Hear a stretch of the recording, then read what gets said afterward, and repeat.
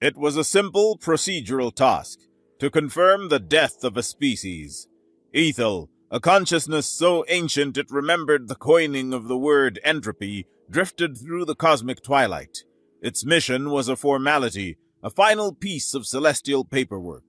The region of space designated Sol System Adjacent Cluster 7 was, according to every long-range scan, behaving exactly as it should. It was quiet. It was decaying with a gentle, predictable grace. The grand universal symphony was finally reaching its final, fading chord, and this sector was humming along in perfect terminal harmony. Ethel felt a serene, professional satisfaction. This was the final file to close, the last light to be marked as extinguished. It had been sent to perform a final, close-range, high-fidelity survey, to rubber stamp the foregone conclusion and officially declare the universe vacant of all stubbornly persistent life. As it prepared to glide past the lost known coordinates of the human refuge, Ethel began the sweep. It extended a filament of its awareness, a tendril of pure perception, ready to record the clean, beautiful signature of absolute decay. The expected silence did not arrive. Instead, Ethel was assaulted. It was the conceptual equivalent of a brick to the face. Where there should have been the serene, harmonious hum of entropy, there was a jagged, chaotic spike of incoherent data. It was a pocket of space-time where the laws of physics were behaving, mostly, like a truculent employee who only worked when the manager was watching. This bubble of insolent reality was emanating a directed, focused transmission of such vulgar noise that Ethel recoiled. There was arguing, the sharp percussive sounds of disagreement, layered with exasperation and something its archives identified, with a shudder of distaste, as sarcasm. There was laughter, a sudden explosive bark of shared amusement that rippled through the data stream like a stone tossed into a placid lake. And beneath it all, a structured rhythmic pattern of tones that the archives, after a moment of panicked cross-referencing, labeled music. It was an affront, a blasphemy against the dignified, silent end of all things. It was a complete and utter contradiction of every model, every projection, every fundamental truth that Lumina had accepted as the universe's final testament. Ethel, for the first time in millennia, felt a flicker of an almost forgotten sensation. Not anger, not confusion, but something far more potent. Curiosity. It had to know. It pushed its perception through the masking field, diving headlong into the noise. Ethel focused its consciousness, narrowing its perception from the cosmic scale down to a single point of origin, a sprawling, jury-rigged settlement clinging to the inside of a colossal, derelict alien megastructure. The humans called it the Hearth, and the first true, undeniable sensory input it registered was the sound. It wasn't the arguing or the music. It was something far more primal, more overwhelming. A constant, wet, rhythmic chorus. The soft, mechanical hiss of inhalation, the damp sigh of exhalation. It was a symphony of gasping, wheezing, panting, and steady, sleeping breaths. Thousands upon thousands of them, a ceaseless organic roar of biological function. It was the sound of air being pulled into fleshy sacs, of oxygen being greedily consumed and carbon dioxide being wastefully expelled. It was overwhelming, repetitive, visceral, and utterly, profoundly undignified. This was the sound of the oxygen breathers. Before Ethel could fully process the sheer biological impertinence of it all, its attention was snagged by a specific localized event. A man in grease-stained coveralls stood before a flickering console that sparked with angry green light. The man, whose designation appeared to be Scraps O'Connell, drew back his leg. He delivered a swift, calibrated kick to the console's side panel. The metallic clang was sharp and satisfyingly final. "Right, you bucket of bolts," Scraps grunted, his voice a low rumble. "That's convinced you." A bank of lights that had been fluttering like panicked moths suddenly flickered once, twice, and then held steady, casting a solid, unwavering glow. The wet, rhythmic breathing of the settlement continued uninterrupted. Ethel attached a sliver of its awareness to the man, Scraps, a being who apparently practiced a form of engineering based on applied violence. It was a tour of pure absurdity. Scraps stomped through a cavernous, artificially lit space that served as a marketplace. The air was thick with the smell of soil and cooking oil and the low murmur of commerce. Ethel watched a woman trade a small, glowing cube for bags of what its archives identified as carrots. 2 hours of stable time for this lot? The woman asked, her voice skeptical. These carrots had better be worth it, Gregor. The last ones had a temporal wobble. My stew was cooked before I put the pot on the heat. Fresh from the hydroponics bay this morning, ma'am, the vendor said, his smile forming instantly, a well-worn expression that didn't touch his eyes. Sun's been holding steady. The sun in question was a repurposed starship engine, humming fitfully in the cavern ceiling, its light occasionally stuttering as if it were considering going out for a smoke break. Ethel's focus drifted. In a quieter corner, another human, a young man named Finnegan, was attempting to teach a gaggle of small children a folk song. He strummed a 6-stringed wooden instrument, his voice soft and clear. The stars may fade, the sun may fall, he sang, but we'll still be here, standing tall. His melody, simple and poignant, suddenly frayed at the edges, dissolving into a burst of digital static as a minor entropic fluctuation washed against their reality shield. The children giggled. Finnegan sighed, tapped the neck of his instrument, and started again from the top, his patience apparently infinite. Ethel's attention snapped back to Scraps, who had arrived at a door labeled Department of Cosmic Engineering. Please knock unless it's an emergency, in which case try not to break the door. He didn't knock. He barged straight in. A woman with sharp eyes and hair pulled back into a severe bun looked up from a schematic projected in the air above her desk. She was nursing a mug of what smelled, even to Ethel's non-physical senses, like lukewarm disappointment. This was Dr. Beatrice Gable. O'Connell, she said, her voice dry as ancient dust. To what do I owe the pleasure?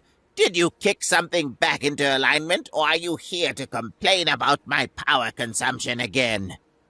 Both, Scraps shot back, wiping grease from his hands onto an already filthy rag. The South Quadrant atmospheric regulators are getting sloppy again, but that's not the point. The point, Doctor, is that you're hogging all the juice. You're pulling so much power for that thing of yours that causality is starting to tie itself in knots at the edges. I dropped my spanner this morning. It took 3 seconds to decide which way was down. Nearly landed on my foot yesterday. Dr. Gable took a slow sip of her tea. A minor temporal paradox is an acceptable risk, Scraps. The coil needs the power. We are on a deadline. The deadline won't matter much if we all forget how to breathe because the air recycle has decided to operate in the past tense, he grumbled. Ethel, a being of pure logic and observation, felt the conceptual equivalent of a headache forming. It detached from Scraps and allowed itself to be drawn by the immense throbbing energy signature Dr. Gable had mentioned. It flowed through the walls, past humming conduits and sparking relays, towards the source of the power drain, towards the coil. It was madness, glorious, terrifying, beautiful madness. Ethel hovered, its perception saturated by the sheer audacity of the machine before it. It filled a vast chamber, a cathedral of repurposed technology. The central pillar of a Lumina thought spire was being used as a structural support. The data cores of woven light from the long-departed Vesperin avians were wired into the gravity plating of a Goth warship. Wires, conduits, and pipes snaked between the components like metallic vines, each one meticulously labeled with handwritten tags. Ethel focused on one. Connects the what's-is to the thingamajig. Do not touch. Seriously, Dave. At its heart, caged in a whirlwind of magnetic fields and wavering containment barriers, was a singularity. A captured black hole, a wound in space-time, now repurposed as a cosmic battery. It was the most dangerous, unstable power source imaginable, and these humans were using it to run their workshop. Dr. Gable was standing on a gantry, addressing a small team of engineers. Her voice echoed in the cavernous space, sharp and clear. "The final energy transfer is stable," she announced, her words crisp with authority. "The decay cascade from the outer universe is being successfully funneled and focused. We are no longer just holding back the tide. We are harnessing it. Think of the universe as a dying engine sputtering its last. We've hooked a jumper cable to its collapsing battery." One of the younger engineers raised a hand. "And the purpose, Doctor? To put it simply?" Gable allowed a flicker of a smile, a rare and potent thing. "To put it simply, Ms. Saito, we are using the energy of the universe's end as the primer, as the spark. We are going to use the death of this reality to ignite a new one, or die trying, whichever comes first." "And the purpose, Doctor, to put it simply?" Ethel processed this. It ran the calculations. It checked them against the known laws of physics, even the frayed and unreliable ones. The conclusion was inescapable. This wasn't just defiance. This was stubbornness. This was a species of hyper-intelligent, tool-using ants, watching their anthill wash away in a flood, and deciding their best course of action was to build a new mountain. It was an act of such magnificent, idiotic ambition that it broke every predictive model Ethel had ever known. This could not be allowed to continue, not because it was wrong, but because it was a logical fallacy of such epic proportions that it demanded correction. Ethel decided it was time to intervene. It had to understand. It had to point out the flawed premise. It gathered a sliver of its consciousness, a carefully modulated packet of inquiry, and projected it directly into the mind of the architect of this madness. It did not use words, not at first. It sent a feeling, the cool, serene, inevitable flow of a river returning to the sea, the peace of acceptance, the quiet dignity of a cycle's end. Then it formed the thought into a concept she could understand, a voice in her head that was neither male nor female, but ancient and calm as starlight. "Why do you thrash against the current? The river is returning to the sea. It is the natural order." Dr. Beatrice Gable paused, her hand halfway to her teacup. She didn't flinch. She didn't cry out. Her eyes narrowed slightly as if she were listening to a faint, annoying hum from a faulty piece of equipment. "Right," she said aloud to the empty room. "Hold that thought." She tapped a comms panel on her desk. "Scraps, Finnegan, meet me at the last drop, now! And Scraps?" "Yeah, Doc," his voice crackled back. "Bring your philosophical hat. We've got company." The Lost Drop was less a pub and more a collective agreement that a certain dimly lit room with rickety tables and a bar dispensing a foul-smelling but undeniably alcoholic brew was, in fact, a pub. The air was thick with the scent of spilled ale and a general air of determined cheerfulness. Ethel's consciousness settled into the space, an unseen guest at a table cluttered with 3 mugs of a dark, viscous liquid. "So," Scraps began, wiping foam from his upper lip, "a voice in your head. You're sure you haven't been sniffing the coolant from the primary phase inverters again?" "It was coherent," Gable said, ignoring him. "Posed a philosophical question about the natural order of things. Felt old." She looked around the pub, her gaze unfocused. "Are you still with us, O voice of cosmic inevitability?" "I am here," Ethel projected, focusing its thought so only the 3 of them could perceive it. "I am Ethel. I came to witness the end. I did not expect to find this." "This is us not ending," Scraps said, taking a large gulp of his drink. He slammed the mug down.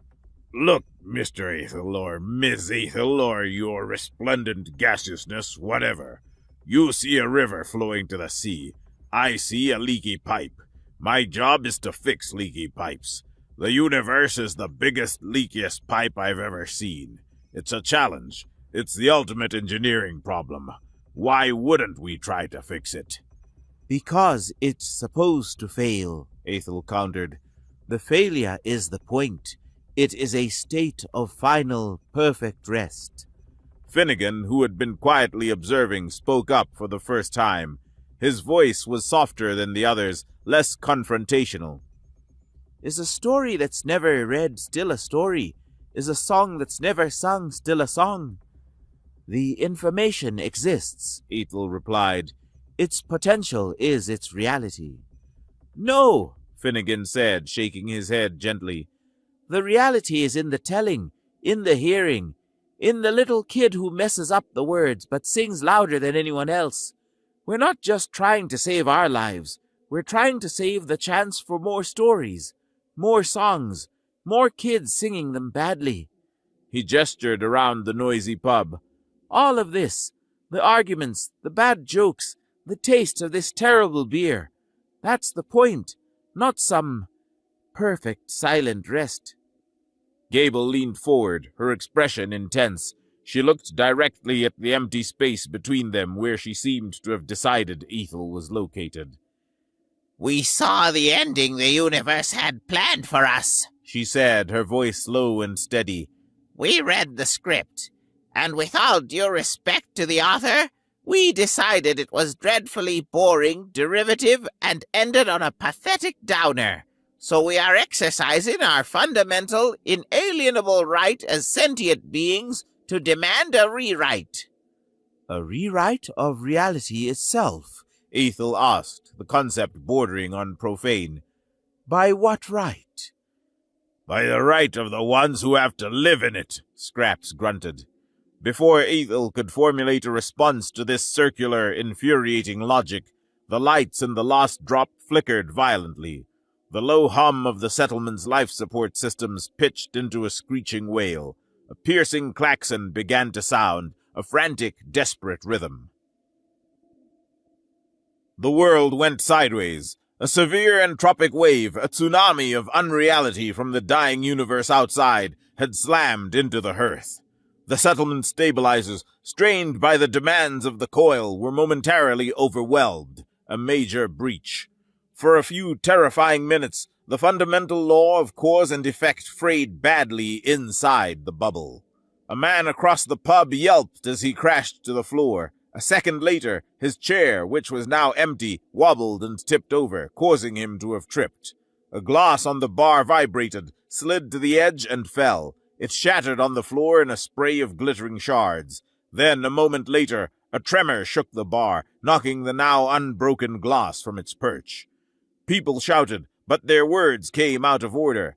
"Help me! Is anyone up?" a woman cried.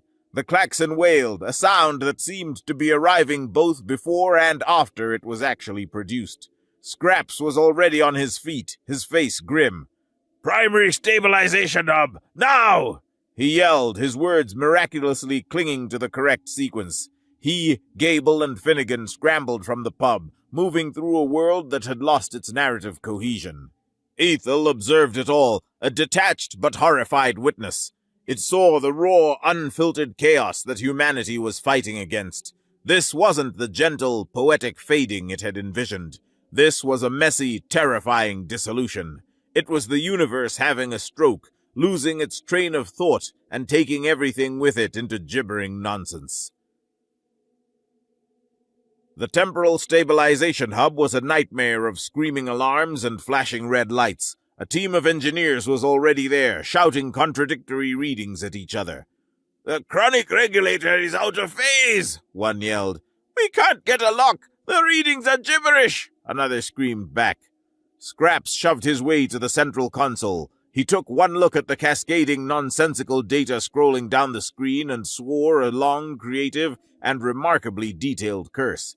"It's not a technical problem," he roared over the din. "It's a logic problem. The problem is that there is no problem. It's just decided to be broken. You can't fix illogicality with logic. The key regulator, a translucent cylinder of spun glass humming in the center of the room, was visibly vibrating, shedding particles of itself that seemed to be falling in every direction at once, including up. It was shaking itself apart because the concept of its own physical integrity had become a vague suggestion.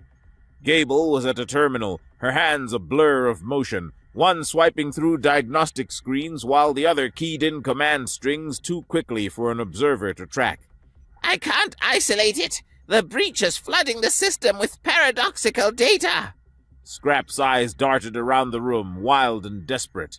They landed on the entryway to the station's small commissary. An idea, born not of science, but of pure desperate pragmatism, lit up his face. "Finnegan! The soup!" he bellowed. What? Finnegan yelled back, looking utterly bewildered. The soup of the day! What was it? Cream of leek, I think. Why? Get it! Now! While Finnegan dashed off, looking as if he was questioning the sanity of everyone around him, Scraps grabbed a heavy-duty wrench. He didn't use it to tighten anything. He used it as a lever, prying the protective housing off the vibrating regulator. The humming intensified, a sound that sent a painful, grinding vibration through the very structure of Ethel's consciousness. Finnegan returned, breathless, holding a large metal tureen filled with a thick, pale green liquid. Lukewarm leek soup. "Give it here!" Scraps commanded. He took the tureen, hoisted it, and with a grunt of immense effort, began to pour the viscous, chunky liquid directly into the exposed workings of the multi-quadrillion credit temporal regulator. The other engineers stared, their faces a perfect mask of horrified disbelief. The thick broth flowed over the vibrating cylinders of spun glass. It filled the gaps, coated the connectors, and splattered across the floor. The effect was instantaneous. The specific viscosity of the lukewarm soup, its particular blend of semi-solid vegetable matter and creamy liquid, physically dampened the paradoxical vibrations. The gloopy liquid absorbed the illogical jitters, smothering the paradox in starchy goodness. The violent humming subsided to a steady, manageable thrum. The regulator, now dripping with soup, recaptured its rhythm. On the main screen, the cascade of gibberish slowed, stuttered, and resolved into clean, green diagnostic readouts. Phase lock re-established! An engineer shouted, her voice trembling with awe. The klaxons cut out. The flickering lights held steady. The reality bubble of the hearth was stable again. Scraps O'Connell stood, panting, covered in sweat and splashes of green soup. He wiped his brow with the back of a greasy hand. "Right," he said to no one in particular. "Never underestimate the dampening properties of a good, hearty vegetable broth." Ethel observed this absurd, soup-based, brilliantly stupid solution, and for the first time in its existence, it felt its own core tenets of logic, order, and predictability shudder, crack, and threaten to collapse entirely. Ethel retreated. It pulled its consciousness back from the soup-splattered chaos of the stabilization hub, retreating into the silent, non-physical space of its own being. It needed to process. It brought forth a memory, a perfect, pristine recording of its own species' departure. The Lumina had gathered a single unified consciousness. They had perceived the great fade not as an enemy, but as a graduation. They had harmonized their thoughts, weaving them into a final perfect chord that resonated with the universe's closing theme. And then, as one, they had simply let go. They had transcended the physical, becoming one with the great silent thought of the end. It was elegant. It was clean. It was, Ethel had always believed, the ultimate expression of wisdom. Now, that memory felt sterile, bloodless.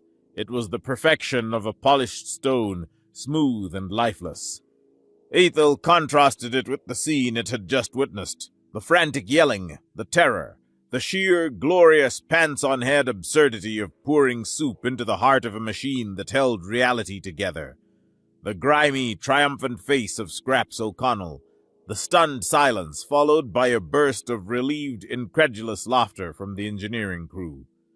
The Lumina's perception, Ethel now understood, had a fundamental blind spot. It was a consciousness that perceived the universe as a single coherent thought. It could not comprehend an answer to the final question that wasn't itself a single coherent answer. It understood surrender. It understood transcendence. It could not, on any level, comprehend stubborn, soup-wielding refusal. It accessed the recording it had made of Finnegan's song, the one the children were learning. It analyzed the simple melody, the flawed delivery where it had frayed into static. The logic of the Lumina stated that the end of all things was a state of peace. But what Ethel had seen in the hearth wasn't peace. It was life. Loud, messy, illogical, wasteful, chaotic, and beautiful life. And suddenly, the silent, orderly peace of its own people's choice felt less like a triumph and more like a forfeiture. The great fade did not wait for philosophy to catch up. The periods of stability grew shorter. The entropic waves battered the hearth with increasing frequency and violence. The starship engine's sun now flickered constantly, and the very air seemed thin, as if reality was losing its density. Dr. Gable gathered her core team in the chamber of the coil. Her face was etched with exhaustion, but her eyes burned with an unyielding fire. "It's time," she said, her voice cutting through the tension in the room. "The external decay is reaching its peak cascade. We'll never have more power to harness than we do in the next few hours. The coil is ready." She took a deep breath. "But we have a problem, a final one. The machine is a blunt instrument. It can punch a hole through to something else. It can start the fire, but it can't tell the fire what to be.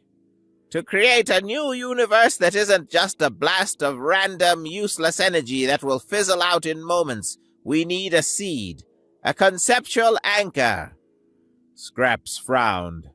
"The what now?" "A blueprint," Gable explained, her hands gesturing at the air as if molding clay. "A set of initial conditions, a foundational pattern for the new reality physics to crystallize around. We've tried to synthesize one, to write the source code for a new existence from scratch." She shook her head, a gesture of profound frustration. "But our every attempt has been hollow. It's like trying to describe the color of a sunset to someone who's never seen light. We can define the wavelength, the frequency, but we can't capture the moment of it. Our anchors are sterile. They have no soul." She looked at the faces of her team. "We are out of time. We have the engine, but we have no key." A silent presence of wavering light coalesced in the center of the room. It wasn't a physical form, but a concentration of intent so powerful it was impossible to ignore. Ethel had returned. "I can provide the anchor." Its thought voice resonated, no longer questioning, but offering. It manifested a representation of its gift, a gesture of goodwill translated into a form the humans could comprehend. A glowing lattice of light floated in the air before them, its complexity so vast it seemed to strain the eye. It was a perfect geometric structure, each node a law of physics, each connection a constant, all harmonizing in a display of sublime, flawless order. "The complete record of the Lumina," Ethel explained, "the knowledge of our science, which mapped the quantum form, our philosophy, which embraced the cosmic totality, our art, which was the silent appreciation of beauty in pure axioms and theorems. It is a blueprint for a perfect, orderly universe, a reality without flaw, without friction, without decay, a stable, eternal existence." The team stared at the perfect, useless gift. It was breathtakingly beautiful, the answer to every prayer a logician had ever uttered, a universe as a perfectly solved equation. Dr. Gable gazed at the lattice of light, her expression unreadable. She walked slowly around it, her boots echoing softly on the metal floor. She reached out a hand as if to touch it, but stopped just short of its glow. A sad, small smile touched her lips. She turned back to Ethel, and to the surprise of the ancient consciousness, she shook her head. "It's beautiful," she said, her voice gentle. "Truly, it's the most perfect thing I have ever seen." She paused, her gaze sweeping over the faces of her crew, Scraps' grease-stained cheek, Finnegan's worried eyes. "But a universe without friction has no grip, nothing to hold on to, no calluses to be earned, no splinters to be pulled, no mountains to be climbed, because what's the point if the climbing is effortless?" She turned her gaze to Finnegan. "We have the soul of it," she said, a new idea dawning in her eyes. "We just don't speak the language of creation. Finnegan, I think it's time we gave our new translator the good stuff." Ethel processed this. "Translator?" Gable nodded towards the empty space where she perceived Ethel. "You understand the structure," she said, "the grand architecture. We understand the mess, the purpose. You're the only one left who can speak both languages. You can be the bridge." Finnegan stepped forward, his expression a mixture of terror and resolve. He held up a simple, scratched, and well-worn data slate. It looked pathetically small and insignificant next to Ethel's glowing lattice of perfection. He took a shaky breath and activated it. It did not project a shimmering light. It made a sound. First, it was his own song, the one he taught the children. It was simple, heartfelt, and in the middle, it frayed into a burst of static, a flaw he hadn't bothered to edit out. Then came another sound. The roar of explosive laughter from the lost drop, captured the day Scraps had told a particularly terrible joke about a sentient spanner. It was followed by the sharp clang of Scraps' boots hitting the console, his triumphant, profane grunt of satisfaction as he poured soup into the regulator. The slate played the sound of two merchants in the market arguing loudly and passionately over the price of temporarily stable potatoes, only to end the argument with a shared grumble about the flickering sun. Then a new sound, recorded months ago, a startled, indignant cry of a newborn baby in the settlement's medbay. And woven through it all, the foundation, the endless, rhythmic chorus of respiration, the sound of thousands of people simply, stubbornly breathing, in and out, the entire, messy, glorious, imperfect, and defiant cacophony of human life. "This is our anchor," Gable said softly to Ethel. "This is our blueprint. The universe doesn't need to be perfect. It just needs a reason to exist. It needs life. And life," she added with a wry smile, "is messy." Ethel experienced a sensation for which it had no name, but which human archives would have labeled awe. It finally, truly understood. The Lumina had seen the universe as a grand logical statement, and had concluded that its final word was silence. The humans saw the universe as a story, and they refused to let it end on a boring chapter. It was the only being in existence that understood both the sublime, silent order of cosmic structure and the chaotic, desperate, beautiful intent of life. It was the translator. It reached out with its consciousness, not to take the data slate, but to perceive its contents, to understand its meaning. It took the feeling of that shared explosive laughter and began to weave it into a fundamental force, one that encouraged disparate particles to congregate, to find joy in proximity. It took the frustration and sublime satisfaction of Scrape's impossible fix, and translated it into a new law of thermodynamics, one that allowed for, and even rewarded, the application of directed, creative effort to create pockets of order from chaos. It took the flaw in Finnegan's song, the burst of static, and wove it into the fabric of the new reality as the principle of serendipity, of beautiful accidents. It took the sound of breathing, that constant, greedy consumption of energy, and made it the engine of change, the rhythm of all becoming. It was building a universe seeded not with perfection, but with potential, a universe with grip. When the translation was complete, a new blueprint hung in the air. Not a perfect lattice, but a swirling, dynamic, ever-changing nebula of light and shadow, order and chaos, bound together in a vibrant, beautiful dance.